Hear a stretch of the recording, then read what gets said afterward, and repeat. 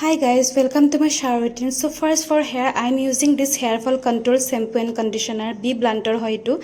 Moi keima manar pra use kori asu. So phale paisu eteloke. Then weekot ebarke holo moi hair mask use korue.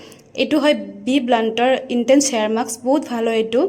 Then for face, I am using this Aqualogica face wash. Aru hoptahot ebarke holo moi skin to exfoliate koru.